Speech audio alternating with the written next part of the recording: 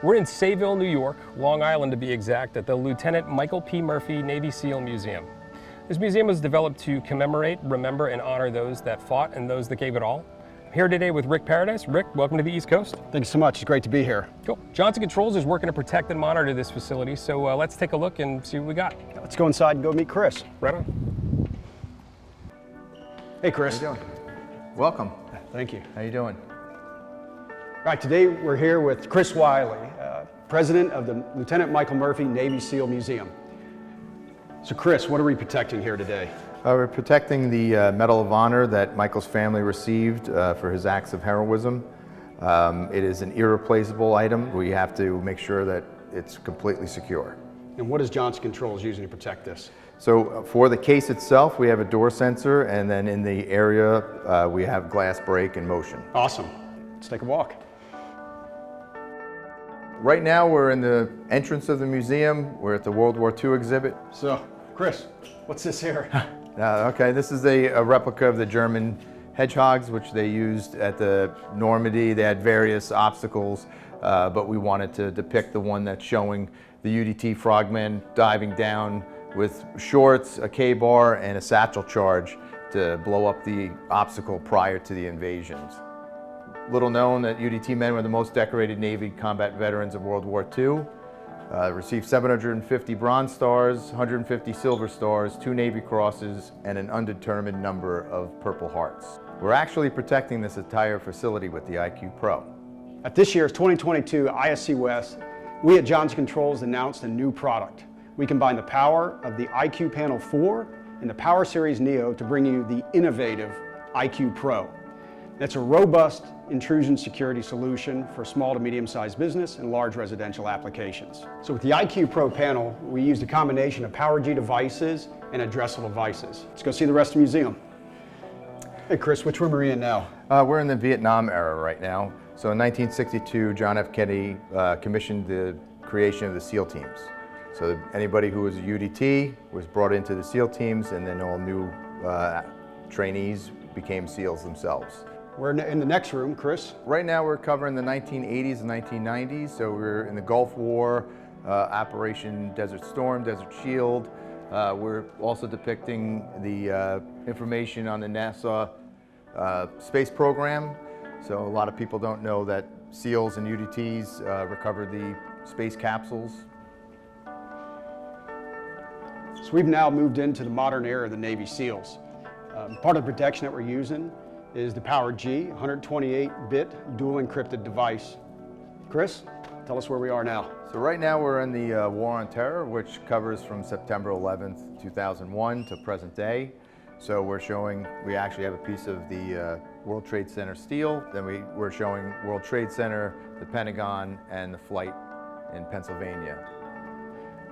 We're here now, and what I see is probably the most important of the reason why this museum was put together. So Chris, tell us about this significant part of the museum. So in this room we're showing and covering Operation Red Wings. And behind you you're seeing Michael's SEAL team that he was attached with.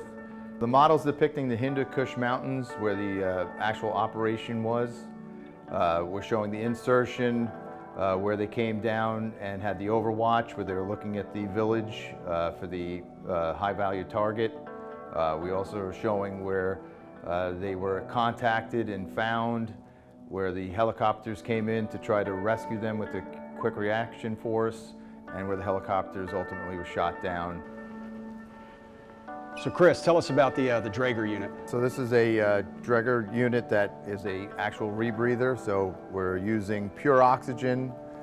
There's a canister that has a Sodasorb or a scrubber material that's inside. It almost looks like kitty litter.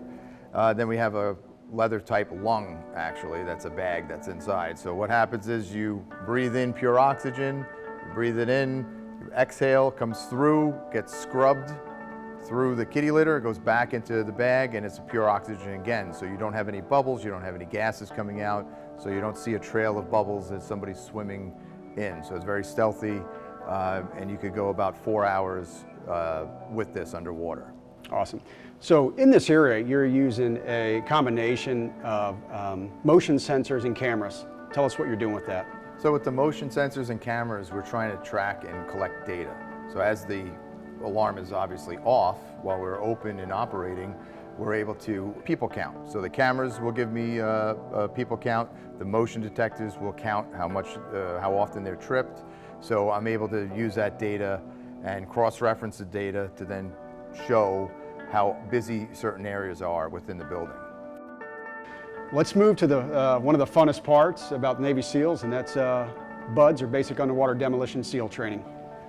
Chris, tell us about the significance of these helmets. So this is depicting BUDS' training phases. You know, you got first, second, third phase with your green, blue, and red helmets. Awesome. So 26 weeks of training altogether. 26 weeks of training altogether, and this is important because this is Michael's actual helmet that he gave his mother, Maureen, and she tells a story of actually still, you know, before she brought it to the museum, sitting there and trying to smell and be reattached to the helmet, you know, so, you know, being close to Michael. So that's a very important thing for the family to be here and be protected. That's incredible. Thanks so much. So Chris, what's this here? Okay, so this is an actual CRRC, which is just an inflatable raft that we use for training, where you're going to do elephant marches. The guys walk around carrying it on their heads. You'll see them doing races. Surf passage, where you're paddling out. It's a crew of 7 men usually in this, a boat crew, and you also do rock portage, where you're landing the boats into the rock jetties. It's all created, all of those challenges are created just to, you know, bring people together and have a team building. And make you miserable. Make you miserable at the same time, yes. Perfect. So over there we have the diver propulsion device with a DPD. It's a battery operated device, and it's just so the swimmers did not have to kick and, you know, expend a ton of energy getting to a target. So this is part of the Naval Special Warfare community. SWCC is a Special Warfare combatant crew member comprised of special boat units. So we have different types of boats that we use to bring the SEALs in and conduct different missions. We can do insertions, extractions, and various other operations. Big guns, fast boats. They get to skydive. They get the boats actually come out of the airplanes and have parachutes also. Awesome. So it's pretty wild. And what do we have behind this door here? Oh, right behind this door here, we have a simulator room, which is like 5D Disney ride. That's what it seems like. You're going to get water, leg ticklers, wind, strobes, full motion. It's absolutely amazing. Awesome. And here we are at the last piece of the museum. It's so significant. And with that, it's the reason why Johnson Control is here to preserve and protect. And we're at the Cost of Freedom Wall. And Chris, can you tell us a little about this wall? So we have over 300 people on this wall that were either killed in training or killed in action. Well, Chris, thank you so much for allowing Johnson Control to be a part of the museum. Rick. Thank you. Awesome. It's an honor for Johnson Controls to be protecting and monitoring this facility. I wanted to take this time to thank Rick and Chris for walking us through the museum, showing some of the features and some of the pieces of equipment that we've installed here to protect and monitor the building. If you'd like to learn more about this museum, schedule a visit, or donate, go to murphsealmuseum.org. And if you'd like to learn more about the Johnson Controls products that you saw today, follow the link in the description below.